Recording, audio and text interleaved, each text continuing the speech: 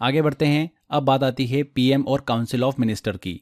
तो PM and council of ministers के बारे में आर्टिकल 74 और 75 में बताया गया है। डिस्कस करते हैं हम। आर्टिकल 74 की बात करें तो इस आर्टिकल में ये बताया गया है कि इंडिया के प्रेसिडेंट को सलाह देने के लिए यूनियन में काउंसिल ऑफ मिनिस्टर होंगे और यूनियन के काउंसिल ऑफ मिनिस्टर का चेयरमैन जो होता है वो इंडिया का प्राइम मिनिस्टर होगा। ये बताया गया है आर्टिकल 74 में।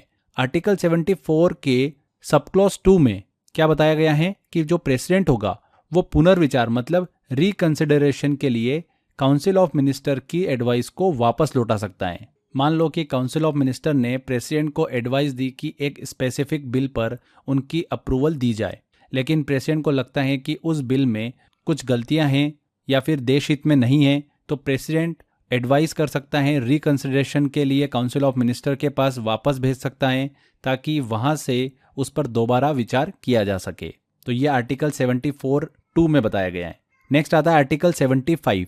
इस आर्टिकल में हमें ये बताया गया है कि प्राइम मिनिस्टर की अपॉइंटमेंट जो होगी वो प्रेसिडेंट के द्वारा की जाएगी। मतलब प्रेसिडेंट जो है वो प्राइम मिनिस्टर को शपथ दिलाता है और जो काउंसिल ऑफ मिनिस्टर्स हैं उनकी अपॉइंटमेंट जो होगी वो प्रेसिडेंट के द्वारा प्राइम मिनिस्टर की सलाह पर की जाएगी। तो ये आर्टिकल 75 में बताया गया है। इंपॉर्टेंट है आर्टिकल 75।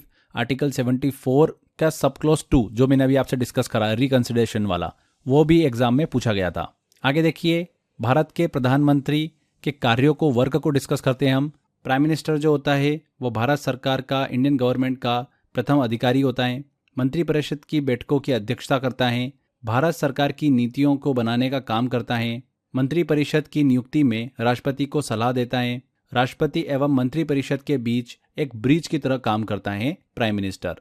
प्राइम मिनिस्टर अलग अलग विभागों का, डिपार्टमेंट का अध्यक्ष भी होता है, जैसे कि नीति आयोग का अध्यक्ष होता है, NDC national development of council का अध्यक्ष होता है, जनसंख्या नियंत्रण बोर्ड का अध्यक्ष होता है, NDMA national disaster management authority जो होती है उसका अध्यक्ष होता है, आईडीए का अध्यक्ष होता है, एनडब्ल्यूआरसी का अध्यक्ष होता है, वन्य जीव संरक्षण का अध्यक्ष होता है। इस तरीके से प्रधानमंत्री जो होता है वो भारत के अलग अलग डिपार्टमेंट का अध्यक्ष भी होता है। क्लियर। आगे एक छोटी सी टर्म और डिस्कस करते हैं हम डिप्टी प्राइम मिनिस्टर की, उप प्रधानमंत्री की। उप प्रधानमंत्री की बात करें डिप्टी प्राइम मिनिस्टर की, तो ये पद एक गैर संवैधानिक पद है, लेकिन प्राइम मिनिस्टर के पास ये राइट होता है कि वह अपने लिए एक उप प्रधानमंत्री को अपॉइंट कर सकता है।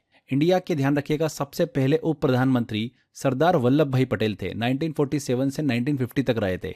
और इंडिया के आखिरी बार उप प्रधानमंत्री के पद पर कौन रहे थे? लाल कृष्ण आडवाणी, 2002 से 2004 के बीच में। उसके बाद कोई भी डिप्टी प्राइम मिनिस्टर जो है वो नहीं रहा है। क्लियर। तो ये एक गैर संवैधानिक पद है उप प्रधानमंत्री वाला। तो यहाँ पर हमने प्रधानमंत्री और काउंसिल ऑफ मिनिस्टर्स के बारे में बात करी। आगे हम अब बात करते हैं अटॉर्नी जनरल ऑफ इंडिया की, भारत का महान्यायवादी, जो कि हमारे आर्टिकल 76 से रिलेट करता है। इस आर्टिकल में कंट्री के अटॉर्नी जनरल ऑफ इंडिया एजी के बारे में बताया गया है। भारत का जो अटॉर्नी जनरल होता है वो प्रथम विधि अधिकारी होता है। इसका काम क्या होता है? इंडियन गवर्नमेंट को लीगल एडवाइस देना। अटॉर्नी जनरल की जो अपॉइंटमेंट होती है वो इंडिया के प्रेसिडेंट के द्वारा की जाती है और इनको शपथ दिलाना, ओथ दिलाना, सैलरी, अलाउंसेस, रेजिग्नेशन लेटर, ये सभी प्रेसिडेंट के द्वारा ही की जाती हैं। क्वालिफिकेशन की बात करें तो सुप्रीम कोर्ट के जज जैसी होना चाहिए इनकी क्वालिफिकेशन। अटॉर्नी जनरल की पोस्ट कंट्री के चीफ जस्टिस के बराबर होती है। किसके बराबर होती है? चीफ जस्टिस के बराबर। एक बहुत इंपॉर्टेंट चीज ध्यान रखिएगा, आर्टिकल 88 जो है उसके अकॉर्डिंग अटॉर्नी जनरल को एक स्पेसिफिक पावर दी गई है जो कि चीफ जस्टिस से भी अधिक होती है। अटॉर्नी जनरल के पास ये पावर होती है कि वो पार्लियामेंट के दोनों सदन, लोकसभा और राज्यसभा में बैठ सकते हैं और प्रोसीडिंग में एक्टिवली पार्टिसिपेट कर सकते हैं। अगर उन्हें लगता है कि किसी लीगल मैटर पर उनकी एडवाइस की ज़रूरत है तो वो अपने सजेशन या फिर लीगल ओपिनियन डायरेक्टली दे सकते हैं। हालांकि उनके पास वोटिंग राइट जो है वो नहीं होता है अटॉर्नी जनरल के पास। इस कॉन्टेक्स्ट में अगर हम बात करें तो चीफ जस्टिस को ये पावर जो है वो नहीं दी गई है कि वो पार्लियामेंट के डिस्कशन में एक्टिवली पार्टिसिपेट करे, हालांकि जब तक उन्हें अगर स्पेशली इनवाइट ना किया जाए। तो आर्टिकल 88 में अटॉर्नी जनरल की पावर जो है वो चीफ जस्टिस से अधिक बताई गई है। तो फ्रेंड्स, यहाँ पर हमारा ये थ्योरी सेक्शन कंप्लीट होता है। इस टॉपिक में हमने कार्यपालिका मतलब एग्जीक्यूटिव को अच्छे से डिस्कस किया। राष्ट्रपति, उपराष्ट्रपति, प्रधानमंत्री, मंत्रिपरिषद, महान्यायवादी, अटॉर्नी जनरल, इन सभी को हमने अच्छे से डिस्कस किया आर्टिकल 52 से लेकर 78 के बीच में। बहुत ही सिंपल तरीके से मैंने आपको समझाने की कोशिश करी है, बहुत ही सरल भाषा में। आई होप आपको समझ में आया होगा। अब हम कुछ क्वेश्चंस लेते हैं और क्वेश्चंस को सॉल्व करते हैं, जिससे कि आपको आइडिया लगेगा कि इस टॉपिक में क्वेश्चंस कैसे बन रहे हैं। ओके, तो आपको इस टॉपिक को बार बार अच्छे से पढ़ना है और टेस्ट की प्रैक्टिस ज़्यादा लगाना है, जिससे कि आपको सभी क्वेश्चन जो है, सभी इन्फॉर्मेशन जो है वो टेस्ट लगाने के दौरान दिमाग में सेट होगी। टेस्ट ज़्यादा लगाओगे तो सारी इन्फॉर्मेशन आपको सेट हो जाएगी दिमाग में। चलो कुछ क्वेश्चन लेते हैं, देखते हैं। पहला क्वेश्चन है, राष्ट्रपति पर महाभियोग मतलब इम्पीचमेंट लगाने की प्रक्रिया किस अनुच्छेद में दी गई है? तो राष्ट्रपति पर इम्पीचमेंट लगाने की प्रक्रिया किस अनुच्छेद में, आर्टिकल में दी गई है? आर्टिकल 61 में। भारत के राष्ट्रपति को वीटो पावर का प्रयोग करने का अधिकार किस अनुच्छेद में दिया गया है? तो 3 वीटो पावर हमने डिस्कस करी थी, 111, तो आर्टिकल 111। इसको आप ऐसे भी दिमाग में रख सकते हो कि वीटो पावर 3 वीटो पावर है, एब्सोल्यूट वीटो, सस्पेंसरी वीटो और पॉकेट वीटो। तीनों को एक एक नंबर दे दो, तो 111 आर्टिकल 111। तो यहाँ पर यह आंसर बिल्कुल सही होगा।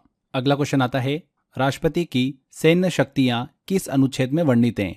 मिलिट्री पावर का वर्णन जो है वो किस आर्टिकल से संबंधित है? तो राष्ट्रपति के पास मिलिट्री पावर होती है, ये आर्टिकल 53 से संबंधित है। ये आंसर 53 में मिलिट्री पावर और एग्जीक्यूटिव पावर के बारे में बताया गया है। वहीं आर्टिकल 77 जो है वो मिलिट्री डिसीजंस और एग्जीक्यूटिव एक्शन से संबंधित है। तो दोनों को लेकर कंफ्यूज मत होइएगा। यहाँ पर मिलिट्री पावर पूछिए तो आर्टिकल 53 बिल्कुल सही आंसर होगा। ऐसे ही क्वेश्चन एग्जाम में बनते हैं और बच्चे गलत करके आ जाते हैं।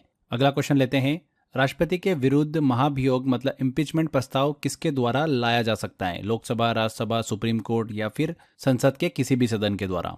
तो राष्ट्रपति के विरुद्ध महाभियोग का प्रस्ताव जो है इम्पीचमेंट का, वो संसद के किसी भी सदन द्वारा लाया जा सकता है। इसका मतलब लोकसभा या फिर राज्यसभा, दोनों में से कोई भी सदन इस प्रस्ताव को पेश कर सकता है। इम्पीचमेंट प्रोसेस संविधान के आर्टिकल 61 के अंतर्गत दी गई है। एक सदन से प्रस्ताव पास होने के बाद में दूसरे सदन में भेजा जाता है और वहां भी उसे पास होना आवश्यक होता है। दोनों सदनों में इसे विशेष बहुमत से पास होना जरूरी होता है। तो यहाँ पर संसद के किसी भी सदन, डी आंसर बिल्कुल सही होगा। राष्ट्रपति के निर्वाचन मतलब इलेक्शन प्रोसेस में कौन मतदान नहीं कर सकता है? मेंबर ऑफ लोकसभा कर सकते हैं, मेंबर ऑफ राज्यसभा भी कर सकते हैं, member of state legislative assemblies के वो भी कर सकते हैं। नॉमिनेटेड मेंबर जो होते हैं राष्ट्रपति द्वारा मनोनीत सदस्य, वो वोट नहीं कर सकते हैं। तो सी आंसर।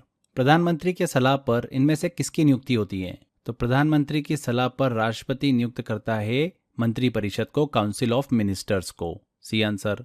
महान्यायवादी की नियुक्ति कौन करता है? अटॉर्नी जनरल की नियुक्ति कौन करता है? प्रेसिडेंट करता है, प्रेसिडेंट अपॉइंट करता है। B answer. तो ऐसे क्वेश्चंस बनते हैं एग्जाम में। इस टॉपिक से और भी क्वेश्चंस दिए मैंने आपको टेस्ट वाले सेक्शन में, अच्छे से टेस्ट लगाइए, उसका बार बार टेस्ट की प्रैक्टिस करिए। इस टॉपिक से एग्जाम में क्वेश्चन आएगा, आता ही है, कभी भी आपका क्वेश्चन गलत नहीं होगा। ओके, तो मेहनत करते रहिए फ्रेंड्स, 100% आपको सफलता मिलेगी। Thank you.